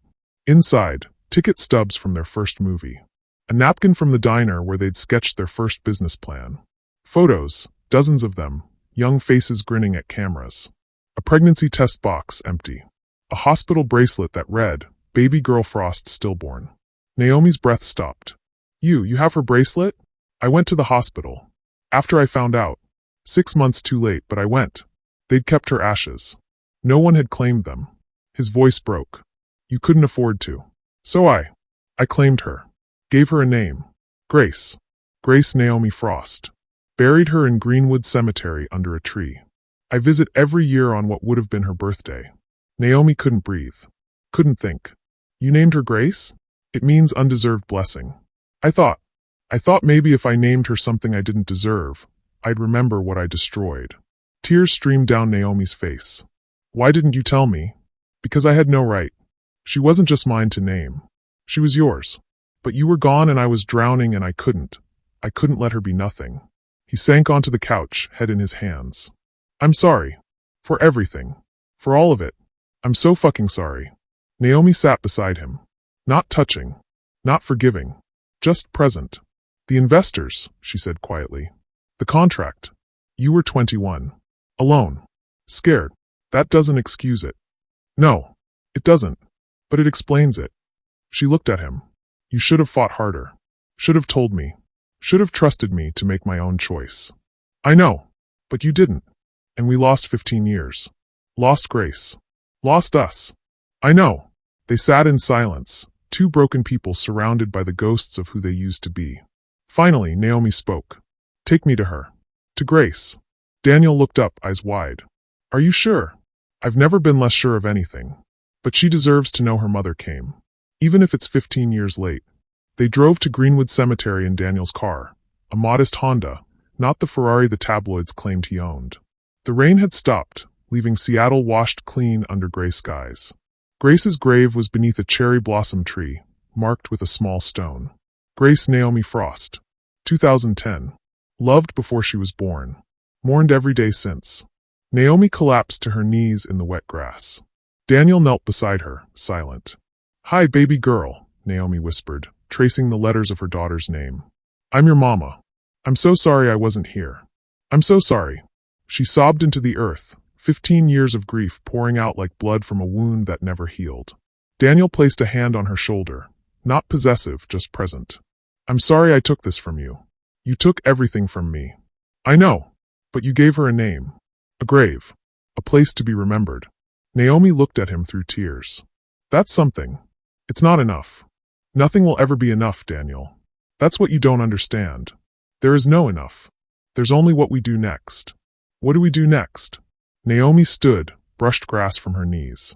We survive. We build. We remember her. And maybe someday, we figure out how to forgive ourselves. I don't know if I can. Then we do it together. Because I can't either. She extended her hand. Not an offer of romance. Not forgiveness. Just truce. Daniel took it. They stood at their daughter's grave, holding hands, crying together for the first time in 15 years. And for the first time since she'd walked back into his life, Naomi felt something other than rage. She felt grief. Pure, clean, shared grief. And underneath it, something dangerous. Hope. Naomi sat in her CEO office at 11 p.m., staring at architectural plans for the Naomi Hartwell Innovation Center, a new wing of Frost Industries dedicated to mentoring young women in tech. Her first major initiative. Her legacy, separate from Daniel's. A soft knock on her glass wall. Daniel stood there, holding 2 cups of coffee and looking uncertain. I saw your light on. Thought you might need this. She should say no. Should maintain boundaries. Should remember that coffee doesn't erase 15 years. But she was exhausted. And he looked different. Softer. More like the boy she'd loved than the man who'd betrayed her. Come in, she said. He sat across from her, sliding 1 cup over. They'd done this 3 times now since visiting Grace's grave. Late-night coffee, no agenda, just 2 people trying to figure out how to exist in the same space without bleeding. The Innovation Center looks amazing, Daniel said, nodding at the plans. It's not ready yet. Board wants to cut the mentorship budget by 40%. Don't let them. Easy for you to say. You're not the one fighting them daily. Actually, Daniel pulled out his tablet. I liquidated some personal assets. $15 million. I want to donate it to the Innovation Center. Unrestricted funds. No strings. You don't even have to acknowledge where it came from. Naomi stared at him. $15 million? It's not enough. It'll never be enough. But it's something. Daniel, I don't want your gratitude. I don't want credit. I just want you to build something beautiful without constantly fighting. He pushed the tablet toward her. The transfer is ready. Just say yes. Naomi looked at the screen. At the number. At his face, earnest, open, expecting nothing in return. Why are you doing this? Because watching you fight for what you believe in is the most beautiful thing I've seen in 15 years. And because Grace deserves to have her mother's name on something that helps other women avoid the path you were forced to take. Naomi's throat tightened. You can't buy redemption. I'm not trying to. I'm trying to. I don't know. Make one thing right in a lifetime of wrongs. He stood to leave.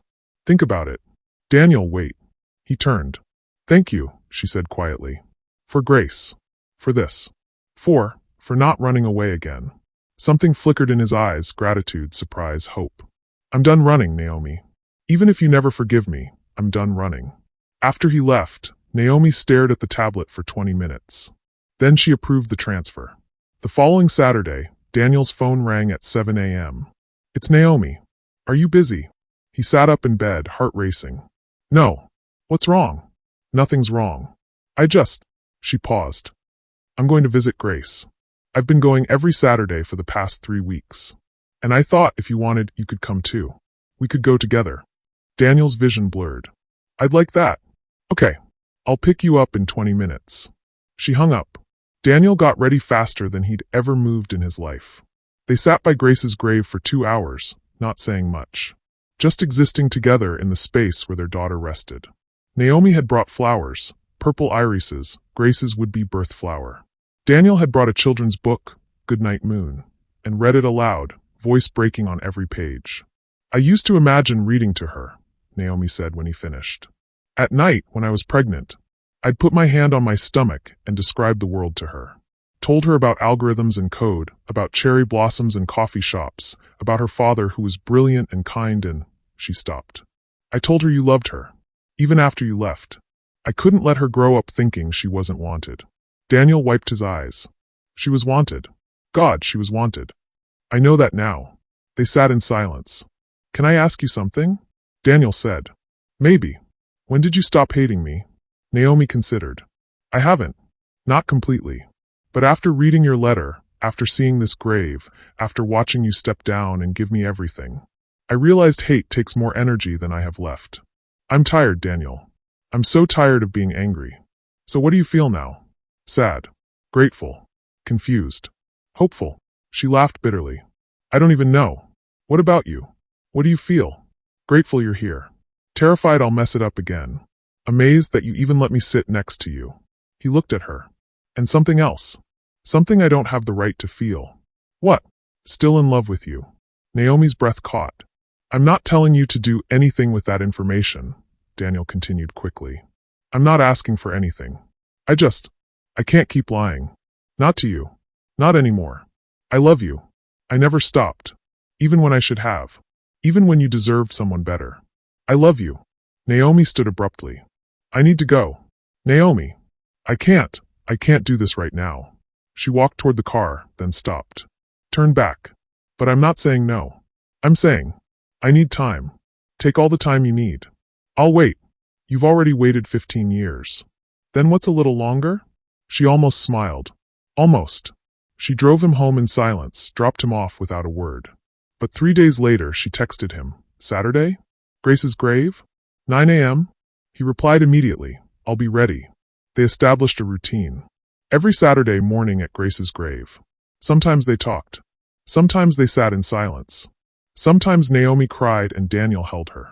Sometimes Daniel broke down and Naomi held him. They were learning how to grieve together. The thing they should have done 15 years ago. One Saturday, 6 weeks after the first visit, Naomi brought a picnic. What's this? Daniel asked as she spread a blanket near the grave. Grace should know her parents aren't always crying. Sometimes we're happy too. They ate sandwiches and drank lemonade and told stories about their college days. Back when they were young and stupid and believed love could conquer venture capital. Remember when we stayed up for 72 hours straight coding that prototype? Daniel said, laughing. And you hallucinated that the computer was singing to you? It was singing. Don't gaslight me. Naomi laughed, a real laugh, full and unguarded. Daniel stared at her like she'd performed a miracle. What? She asked. I haven't heard you laugh like that in 15 years. Her smile faded slightly. I haven't had much to laugh about. I know. And that's on me. Not everything is on you, Daniel. Some of it's on life. On circumstances. On choices we both made. You didn't make bad choices. I did. I made the choice to take that cleaning job. To punish myself by mopping your floors. To stay invisible when I could have walked away. Naomi met his eyes. I stayed because some broken part of me wanted to be near you. Even if you didn't see me. That's on me. Why did you stay? Because I never stopped loving you either. The confession hung between them like a grenade with the pin pulled. Daniel didn't move.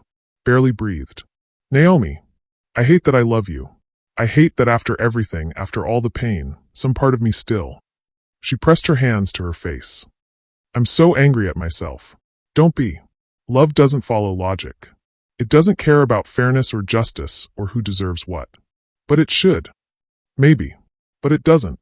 Daniel reached out slowly, giving her time to pull away. When she didn't, he took her hand. I don't know what this is. Us sitting here, holding hands at our daughter's grave. I don't know if it's healing or hurting or both. But I know I don't want to lose you again. You can't lose what you don't have. Then let me earn it. Let me prove I'm not the same coward who ran 15 years ago. How? However long it takes. Whatever it takes. I'll be here, Naomi. Every Saturday. Every day. For the rest of my life, if that's what you need. Naomi looked at their intertwined hands. At Grace's grave. At the man who destroyed her and was now piecing her back together, one Saturday morning at a time. I'm not ready to forgive you, she said. I know. I'm not ready to trust you. I know. But I'm willing to try. To see if we can build something new from the ruins of what we lost. That's all I'm asking. She squeezed his hand. Then stay. Not because you're guilty. Not because you owe me. But because you choose to. Choose me. Every day. The way you should have chosen me 15 years ago. I choose you, Naomi. Today. Tomorrow. Every day after. They sat at their daughter's grave, holding hands, while the cherry blossoms fell around them like benediction. And for the first time in 15 years, the future felt like something other than punishment. It felt like possibility. Everything shattered on a Tuesday. Naomi was in her office reviewing quarterly reports when Priya burst through the door, tablet in hand, face pale. Ms. Hartwell, you need to see this. Naomi looked up. What is it? Priya placed the tablet on her desk. A news article loaded, Business Insider breaking news. The fraud behind Frost Industries. How Daniel Frost built a billion-dollar empire on stolen innovation. Naomi's blood turned to ice as she read.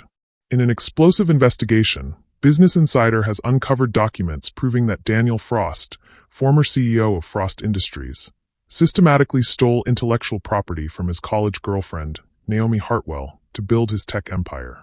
According to sources close to the company, Frost not only appropriated Hartwell's original business plans and code, but actively suppressed her career through restrictive contracts with his initial investors. When confronted, Frost allegedly attempted to buy her silence by offering her a position at the company, 15 years after the initial theft.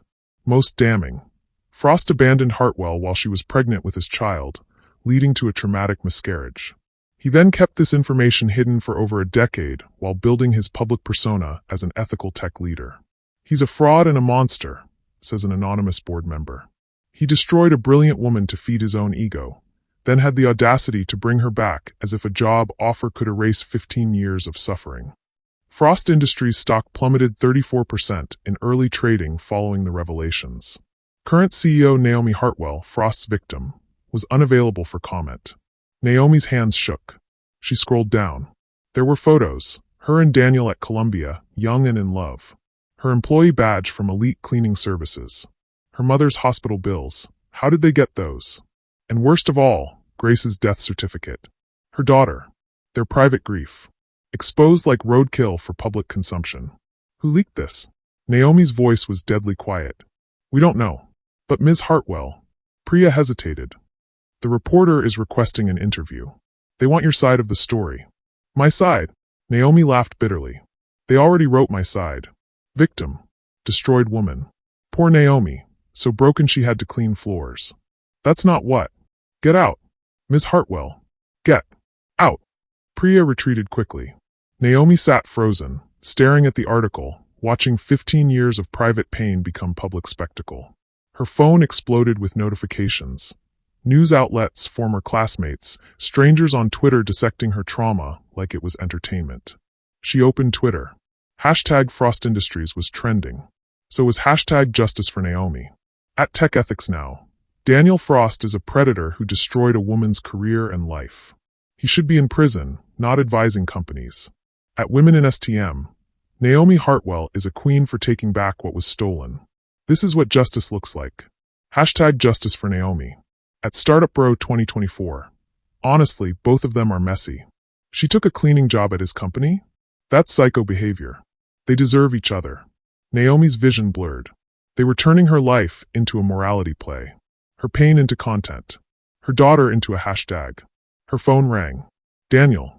She let it go to voicemail. It rang again. And again. Finally, she answered. Did you do this? What? No. Naomi, I just saw the article. I swear to God I didn't. Someone leaked our story. Our daughter. Her death certificate. My mother's bills. Who else knew all of that, Daniel? I don't know. Maybe someone from the hospital, or you. Her voice was ice. Maybe you decided that public redemption would look good. Poor Daniel, so sorry for his mistakes. Let's air all the dirty laundry so everyone can see him grovel. You can't possibly believe. I don't know what to believe. All I know is that the worst moments of my life are now trending on Twitter, and someone had access to information that only you and I had. Naomi, please. She hung up, blocked his number, sat in her office staring at the screens displaying her public execution. An hour later, her lawyer called. Naomi, we have a problem. The board is calling an emergency meeting. They're worried about the company's reputation. Let them be worried.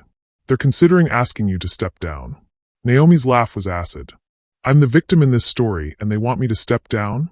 They're worried your relationship with Daniel creates a conflict of interest. Makes the company look unstable. My relationship? We don't have a relationship. The photos of you two at the cemetery suggest otherwise. Naomi's blood froze. What photos? Her lawyer sent a link. Team Z, romance or reconciliation. Naomi Hartwell and Daniel Frost spotted holding hands at daughter's grave. There were photos, telephoto lens, invasive, intimate. Her crying. Daniel holding her. Their hands intertwined. Their Saturday morning grief turned into tabloid gossip. Someone had followed them. Watched them. Photographed their most vulnerable moments. Who did this? Naomi whispered. We're investigating. But Naomi, you need to prepare a statement. The board meeting is in 2 hours. Tell them I'll be there. She hung up. Stared at the photos. At her face, unguarded and raw, captured without consent. She'd survived 15 years of poverty, betrayal, and loss. But this public dissection of her pain, felt like a different kind of death. The emergency board meeting was a firing squad. Gerald Hutchinson sat at the head of the table, face grave. Ms. Hartwell, thank you for joining us. Did I have a choice? Always. His smile didn't reach his eyes. We need to discuss the company's position regarding these revelations. You mean my trauma being exposed without my consent? I mean the fact that Frost Industries is now associated with fraud, abuse, and scandal. Our stock is in freefall. Clients are threatening to pull contracts. We need damage control. And I'm the damage? You're the story. And stories can be controlled. Gerald leaned forward. Here's what we propose. You take a temporary leave of absence. 6 months. We bring in an interim CEO, let the news cycle move on. Then you return when things are calmer. You want me to hide. We want to protect the company. The company I saved. The company I built. The company that's bleeding money because of your personal drama with Daniel Frost. Naomi stood, fury radiating from her. My personal drama? I was abandoned, betrayed, and left to drown while that man built an empire on my work. And now you're punishing me for it. We're not punishing. Yes, you are. You're asking me to disappear so everyone can forget I exist. Just like I did for 15 years. She grabbed her bag. I won't do it. Then we'll have to put it to a vote. Vote away. But know this, if you remove me, I walk.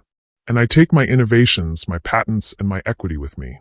You'll have a company with no vision and no future. Good luck with that. She walked out. Behind her, the board erupted in arguments. Naomi made it to the parking garage before collapsing against her car, hyperventilating. Everything was falling apart. The company, her reputation, her privacy, her carefully rebuilt life. And the worst part, the absolute worst part, was that some small, broken piece of her wanted to call Daniel. Wanted him to hold her and tell her it would be okay. But she couldn't trust him. Couldn't trust anyone. Her phone buzzed. A text from an unknown number. I'm sorry. I never meant for this to happen. But you deserve to know the truth. A friend. Naomi stared at the message. A friend? What friend? Another text. Check your email. I sent you proof. She opened her email. A message from an encrypted address contained a single attachment, a recording. Naomi's hands shook as she pressed play. Gerald Hutchinson's voice. We need to control the narrative before Hartwell gets too powerful. Leak the story. Make it look like Frost is the villain and she's the victim. The public will eat it up, and we can use the chaos to push her out. Another voice. What about Frost? Gerald. He's expendable. Always has been. This company needs fresh blood, not emotional baggage. Leak everything. The pregnancy. The grave. The reconciliation. Make it a soap opera. Then we clean house. The recording ended. Naomi sat in her car, shaking with rage. Gerald had orchestrated everything. The leak. The photos. The public execution of her pain. Not to protect the company. To control it. To control her. Her phone rang. Daniel again, calling from a different number. This time she answered. Naomi, I found something. Gerald. I know. He leaked everything. I have proof. Silence. Then, where are you? Parking garage. Level 3. Stay there. I'm coming. Daniel. Please. Just stay. 10 minutes later, Daniel's car screeched into the garage. He jumped out, ran to her, and without asking permission, pulled her into his arms. And Naomi, exhausted, betrayed, broken, let him. She sobbed into his chest while he held her, whispering, I've got you. I'm here. I've got you. They took everything, she gasped between sobs. Grace. Our grief. They turned it into content. I know. And I'm going to make them pay. She pulled back, looked at him through tears. How? His eyes were dark with fury. Gerald wants a war? He'll get one. But first I need to know, are we on the same side? Naomi wiped her face, looked at the man who'd destroyed her, and was now the only person who understood her pain. Yes, she said. We're on the same side. Then let's burn his kingdom down. They sat in Daniel's apartment at midnight, surrounded by laptops, documents, and cold coffee. The recording of Gerald's confession played on loop in the background. Evidence of corporate conspiracy, but not enough to guarantee victory. We need more, Naomi said, eyes bloodshot from staring at screens. One recording isn't enough. Gerald will claim it's doctored, taken out of context. We need a pattern. Daniel scrolled through financial records he'd pulled from his old CEO access. Technically illegal, but he was past caring about technicalities. Look at this. 3 weeks ago, Gerald moved $2 million from the company's discretionary fund to an offshore account. No documentation. No approval. Embezzlement. Maybe. Or payment to whoever he hired to follow us, photograph us, leak the story. Daniel pulled up more files. And here, he's been in contact with Apex Ventures. They're a hostile acquisition firm.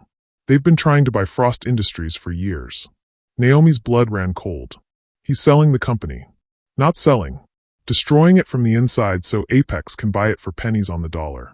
The scandal, the stock crash, your forced removal, it's all theater. He's manufacturing a crisis so he can swoop in as the savior who saved the company by selling it. And he gets a massive payout while we lose everything. Exactly. Daniel leaned back, ran his hands through his hair. We expose him, we save the company. But Naomi, the only way to expose him is to go public. Press conference. Full transparency. That means reliving everything. The abandonment. Grace. Your 15 years of suffering. All of it on camera, with the world watching. Naomi's hands trembled. I can't do that again. I know. They already took my privacy. My grief. My daughter's memory. If I stand up there and tell the story myself, I'm giving them even more. Then we find another way. What other way? Gerald controls the board. He has resources, connections, power. We have a recording and our trauma. She laughed bitterly. That's not exactly a winning hand. Daniel moved to sit beside her on the couch. Not touching, just close. Then we fold. We walk away. Let Gerald have the company. Let him win. After everything? After I just got it back. After everything, Daniel said quietly. Because you matter more than a company. Your peace matters more than revenge. If going public destroys you, then it's not worth it. Naomi stared at him. You'd walk away? From the company you built? I'd walk away from the world if it meant protecting you. I already lost you once because I chose wrong. I won't do it again. Tears spilled down Naomi's cheeks. Who are you? The Daniel I knew would have fought to the death for this company. The Daniel you knew was a coward who chose money over love. I'm trying to be better. Trying to be the man you deserved 15 years ago. He finally took her hand. So tell me, what do you want? Not what you should want. Not what's strategic or smart or fair. What does your heart want? Naomi closed her eyes. Let herself feel, for once, instead of strategize. What did she want? She wanted Grace back. Impossible. She wanted 15 years back. Impossible. She wanted to have never been hurt. Impossible. But there was one thing that might actually be possible. I want to stop running, she whispered. I've been running for 15 years. From you. From the pain. From myself. I took a cleaning job at your company because I was still running, toward you and away from you at the same time. I'm so tired of running. Then stop. Stand still. Whatever comes, we face it together. Even if we lose everything, even then, we'll lose it together. And we'll build something new. Something that's actually ours this time. Naomi opened her eyes, looked at him. Really looked. Saw the gray hair at his temples, the lines around his eyes, the weight of 15 years of guilt. But underneath, she saw the boy from Colombia. The one who'd stayed up all night debugging code with her. The one who'd picked violets and read her poetry and promised forever. He'd broken that promise. Shattered it beyond recognition. But he was here now. Present. Offering something she'd never thought she'd have again. Partnership. Equality. Choice. I want to fight, she said. Not for revenge. Not for the company. But for Grace. I want people to know her story, not as a headline but as our daughter. I want her to matter for more than a scandal. Daniel's voice cracked. Then we fight. Together. Together, Naomi agreed. They sat in silence, holding hands, preparing for war. The next morning, Naomi called an emergency press conference. Every major outlet showed up. CNN, CNBC, The Wall Street Journal, tech blogs, tabloids. They smelled blood in the water. Naomi stood at a podium in Frost Industries' lobby, wearing a simple black dress, no makeup, hair pulled back.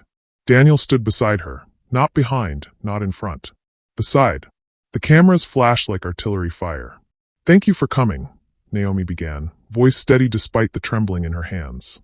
My name is Naomi Hartwell. I'm the CEO of Frost Industries. And I'm here to tell you the truth. She took a breath. Daniel squeezed her hand beneath the podium, out of sight. 15 years ago, I was a college senior with a dream. My boyfriend Daniel and I created a tech startup that would eventually become Frost Industries. We were partners in work, in love, in life. Then venture capitalists offered us funding with one condition. I had to go. They threatened to destroy my reputation if Daniel didn't sign me out of the company. Murmurs rippled through the crowd. Daniel made a choice. He signed the contract. Took the money. Left me behind. 3 days later, I discovered I was pregnant with his daughter. He never knew. By the time I tried to reach him, he'd disappeared. Changed his number. Moved across the country. I lost our baby at 5 months. Lost my scholarship. Lost my future. Naomi's voice cracked, but she pushed forward. For 15 years, I survived. Barely. I worked 3 jobs. One of them was cleaning floors at Frost Industries, the company built on my stolen work. Daniel never recognized me. For 3 years, I mopped his office. And he never once looked up. Daniel's hand tightened on hers. Then I solved a problem his 20 experts couldn't crack. He finally saw me. And everything changed. She paused. Or so I thought. Because someone inside this company, decided our story would make good entertainment. They leaked private medical records. Our daughter's death certificate. Photos of us grieving at her grave. They turned our trauma into content. Naomi pulled out her phone, held it up. I have a recording. Board member Gerald Hutchinson admitting he orchestrated the leak. Not to expose truth, but to manipulate stock prices and facilitate a hostile takeover. He destroyed my privacy to line his pockets. The room erupted. Reporters shouted questions. Cameras flashed frantically. Naomi raised her hand for silence. I'm not here for sympathy. I'm not here to be your victim, or your inspiration, or your cautionary tale. I'm here to reclaim my story. My daughter's story. Grace Naomi Frost existed. She mattered. She wasn't a headline, she was our child. And she deserves better than to be reduced to a scandal. Tears streamed down her face now, but her voice remained strong. Daniel Frost made terrible choices. He betrayed me, abandoned me, built an empire on my work. Those are facts. But here's another fact. He named our daughter, buried her, visited her grave every year for 15 years. He carried his guilt like a stone and let it crush him because he thought that's what he deserved. She turned to Daniel. His face was wet with tears. I don't know if I'll ever fully forgive him, Naomi continued, looking at the cameras again. I don't know if we'll ever be together. But I know this. We're choosing to heal instead of hate, to build instead of destroy. And we're doing it together. She held up the recording device. This evidence will be turned over to the SEC and federal prosecutors. Gerald Hutchinson will face consequences for his actions. Frost Industries will be restructured under new leadership, ethical leadership. And if you vultures want to keep picking apart my life for clicks and views, go ahead. But know this, I'm done being your content. I'm done being invisible. I'm Naomi Hartwell. I'm brilliant. I'm broken. I'm healing. And I'm not going anywhere. She stepped away from the podium. The room exploded with questions, shouting chaos. Daniel took her hand and led her through the crowd, security forming a barrier around them. They made it to the elevator, doors closing on the frenzy behind them. As they rose toward her office, Daniel pulled her into his arms. You were incredible, he whispered. I'm terrified. So am I. What happens now? Now, we find out if the truth is stronger than corruption. The elevator doors opened. Priya stood waiting, tablet in hand, tears streaming down her face. Ms. Hartwell, the board is in emergency session. Gerald just resigned. The SEC is opening an investigation. And she held up the tablet. The stock just jumped 23%. People are buying in. They believe in you. Naomi's legs nearly gave out. Daniel caught her. It's not over, Priya warned. There will be lawsuits, investigations, scrutiny. But you did it. You took back control. Naomi nodded, unable to speak. After Priya left, Naomi and Daniel stood alone in her office, overlooking the city. I need to tell you something, Naomi said quietly. Okay. When I said I don't know if I'll ever forgive you, I wasn't being completely honest. She turned to face him. The truth is, I've already started. I started the moment I saw Grace's grave. Started more when you stepped down. Started even more when you fought beside me today. Daniel's breath caught. Naomi, I'm not saying we're fixed. We're so far from fixed. We need therapy, time, boundaries, communication, all the things we didn't have before. I'll do whatever it takes. I know you will. And that's why. She took his hand. That's why I'm willing to try. Not to go back to who we were. That's impossible. But to build something new. Something stronger. Something earned instead of given. What does that look like? I don't know yet. But I know it starts with a choice. Every day we choose each other. Choose honesty. Choose healing. And we see where it leads. Daniel pulled her close, rested his forehead against hers. I choose you, Naomi. Today. Tomorrow. Every day after. Then choose me right now. Kiss me. Not as an apology. Not as redemption. But as a beginning. He kissed her. Soft. Tentative. Sacred. 15 years of pain didn't disappear. 15 years of loss didn't magically heal. But for the first time since he'd walked out of her life, Naomi felt something she'd thought was dead. Hope. Not the naive hope of her 21-year-old self. But something harder, wiser, forged in fire. The hope that sometimes broken things can be rebuilt into something even more beautiful than they were before. Spring arrived in Seattle like a promise kept. Naomi stood at the cemetery gates, holding a bouquet of purple irises and white roses. Beside her, Daniel carried a small cherry tree sapling, roots wrapped carefully in burlap. You ready? He asked. She nodded. Let's go see our daughter. They walked together through Greenwood Cemetery, past monuments and memories, until they reached the spot beneath the cherry blossom tree where Grace rested. The grave looked different now. The small stone had been replaced with something more permanent, white marble, engraved with care. Grace Naomi Frost, 2010. Beloved daughter, forever in our hearts. Some people are meant to be remembered in whispers and flowers, in Saturday mornings and second chances. Naomi's breath caught. Daniel, when did you? Last week. I wanted to surprise you. Do you like it? It's perfect. She knelt, traced the letters of their daughter's name. Hi, baby girl. Mama and Daddy are here. We brought you something special. Daniel knelt beside her, set down the sapling. A sister tree for you, Grace. So you're never alone. Together, they dug a small hole near the grave, planted the sapling, packed the earth gently around its roots. Naomi watered it while Daniel read aloud from the children's book they'd brought, The Giving Tree this time. When he finished, they sat in silence, holding hands, watching cherry blossoms fall like snow around them. I've been thinking, Naomi said quietly, about the Innovation Center. Yeah, I want to add a scholarship. The Grace Frost Memorial Scholarship. For young women in tech who've faced significant hardship. Single mothers. Survivors of trauma. Women the world tried to make invisible. Daniel's eyes filled with tears. She'd love that. I think so too. Naomi leaned against his shoulder. It won't bring her back. But maybe it means her life, even her short, unborn life, mattered for something beautiful. It already did. She brought us back together. You think so? I know so. Everything we've rebuilt, everything we're becoming, it's because of her. Because we both loved her enough to face what we'd lost. They sat until the sun began to set, painting the sky in shades of gold and rose. We should go, Naomi said finally. We have that dinner reservation. Right. Our 6-month anniversary. Naomi raised an eyebrow. Anniversary of what, exactly? We're not even officially together. Anniversary of the day you let me kiss you in your office. I'm counting it. She laughed, that full, unguarded laugh he loved. You're ridiculous. You love it. Unfortunately, I do. They drove to the restaurant, a small Italian place in Capitol Hill, nothing fancy, just good food and quiet corners. The kind of place where they could be Daniel and Naomi, not CEO and former CEO, not scandal and redemption, just two people learning how to love each other again. Over pasta and wine, they talked about everything and nothing. The Innovation Center's progress, 12 young women already enrolled in the mentorship program. The company's recovery, stock higher than ever, 3 new patents approved, all with Naomi's name prominently displayed. Daniel's new venture, a nonprofit focused on ethical tech practices and supporting founders from underrepresented backgrounds. I'm proud of you, Naomi said, reaching across the table to take his hand. You could have stayed bitter about losing the CEO position. Instead, you built something meaningful. I learned from the best. He squeezed her hand.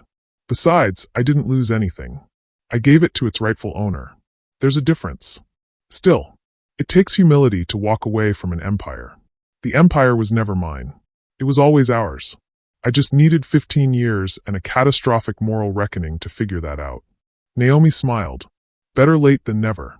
Speaking of which, Daniel reached into his jacket pocket, pulled out a small velvet box. Naomi's heart stopped. Daniel, relax. It's not what you think. Well, it is, but also it isn't. He opened the box. Inside, 2 rings. One was the engagement ring he bought her 15 years ago, simple silver band with a small diamond. The other was new, matching silver, but instead of a diamond, it held a purple stone. An amethyst. I kept your ring, Daniel said quietly. All these years. Couldn't bring myself to sell it or throw it away. It felt like throwing away the only good choice I ever made, asking you to marry me. Naomi's vision blurred. I'm not proposing again. Not yet. We're not ready. But I wanted you to have this back. Not as a promise of marriage. As a promise that I'm not going anywhere. That I'm here, committed, choosing you every single day. He took out the new ring, the one with the amethyst. And this one is for me. To match yours. So we're equals in this. Partners. Not you waiting for me to prove myself, but both of us building something together. He slipped the amethyst ring onto his own finger. What do you think? Naomi couldn't speak. Could barely breathe. She took her old engagement ring from the box, held it up to the candlelight. I used to dream about this ring, she whispered. After you left. I'd imagine it on my finger, imagine our wedding, imagine the life we were supposed to have. Then I'd wake up and remember it was gone. Just like you. I'm not gone anymore. No, you're not. She slipped the ring onto her finger. Right hand, not left. Not an engagement. Something else. Something new. But I'm keeping it on this hand. Until I'm ready. Until we're ready. However long it takes. You keep saying that. What if it takes forever? Then I'll love you forever while we figure it out. Naomi's tears fell freely now. You really have changed. Had to. The old me lost you. The new me refuses to make that mistake twice. They finished dinner, walked hand in hand through Capitol Hill, talking and laughing like they used to. Like the kids they'd been before the world got complicated. When Daniel dropped her off at her apartment, yes, separate apartments, they were taking things slow, he kissed her goodnight with all the tenderness of someone who knew how precious second chances were. Same time next Saturday? He asked. Grace's grave? Same time, Naomi confirmed. Every Saturday. Rain or shine. I'll bring the coffee. Black, 2 sugars. Always. She watched him drive away, then looked down at the ring on her right hand. It caught the streetlight, glittered like a promise. Not the promise they'd made 15 years ago, young and naive and destined to break. A new promise. Harder. Wiser. Earned. The Naomi Hartwell Innovation Center opened on a Tuesday morning in April. Exactly 16 years after Daniel had walked out of her life. The building was beautiful, glass and steel, modern yet warm, with floor-to-ceiling windows that let in light like a cathedral. Above the entrance, letters 10 feet tall. The Naomi Hartwell Innovation Center, and beneath it, smaller but no less important, Grace Frost Memorial Scholarship Program. 500 people attended the opening ceremony. Tech leaders, journalists, politicians, students. But Naomi only saw 3 faces in the crowd that mattered. Her mother, Lena, in a wheelchair but alive. Kidney transplant successful, courtesy of Daniel's quiet donation to move her up the transplant list. She'd never asked, he'd never told. Naomi had found out by accident and cried for an hour. Daniel, standing in the back, not on stage, not seeking credit. Just present. Proud. Hers. And in spirit Grace. Always Grace. Naomi stepped to the podium, looked out at the crowd, and began. 16 years ago, I lost everything. My partner. My daughter. My dreams. My future. I spent 15 years invisible, mopping floors, surviving, disappearing. But I'm here today to tell you something important. Invisibility is not the same as non-existence. The crowd was silent, listening. I existed. Even when no one saw me. Even when I cleaned toilets in a building I'd helped design. I existed. My daughter existed. Our pain, our loss, our survival, it all existed. And it matters. She gestured to the building behind her. This center exists for every woman the world tried to make invisible. For every brilliant mind forced to clean floors instead of write code. For every dream deferred by circumstance, betrayal, or systemic injustice. You are not invisible. You are not forgotten. You are seen. You are valued. You are brilliant. Applause erupted, deafening, sustained. This center bears my name. But it exists because of 3 people. My mother, who taught me that survival is its own form of victory. My daughter Grace, who I lost but never stopped loving. And she found Daniel in the crowd. And the man who destroyed me, then spent years learning how to rebuild with me instead of for me. Daniel Frost. Daniel's eyes widened. She'd told him she wouldn't mention him. He'd insisted on staying out of the spotlight. But Naomi continued. Daniel and I have a complicated history. You all know the story, or the version sold to you by headlines. But here's what the headlines don't tell you. Redemption is possible. Change is possible. Not easy. Not quick. Not guaranteed. But possible. She stepped away from the podium, walked down to where he stood, took his hand. Daniel hurt me more than anyone ever has. But he also showed me that people can evolve. That cowards can become heroes. That love, real love, isn't about perfection. It's about choosing to stay when staying is hard. Choosing to heal when healing hurts. Choosing to forgive when forgiveness seems impossible. She turned to him, spoke directly to him now, the crowd fading away. You asked me once what I wanted. I told you I wanted to stop running. Well, I've stopped. I'm here. I'm staying. And I'm ready. Daniel's voice was barely a whisper. Ready for what? Naomi smiled through tears. Ask me again. Understanding flooded his face.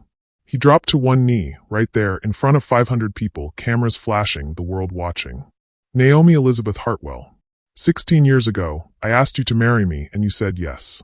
Then I destroyed that promise with choices I'll regret for the rest of my life. But you gave me something I didn't deserve, a second chance. You let me prove that people can change, that broken things can heal, that love can survive even betrayal. He pulled out a new ring, not the old one, not the past, but something new. A band etched with cherry blossoms and code, their two languages intertwined. I'm not the same man who hurt you, and you're not the same woman I left behind. We're better, stronger, real. So I'm asking you again, not as an apology, but as a promise of partnership. Will you marry me? Will you build a future with me? Will you let me spend the rest of my life choosing you every single day? Naomi looked at him. This man who'd been her first love, her greatest betrayal, her hardest lesson, and finally, her truest partner.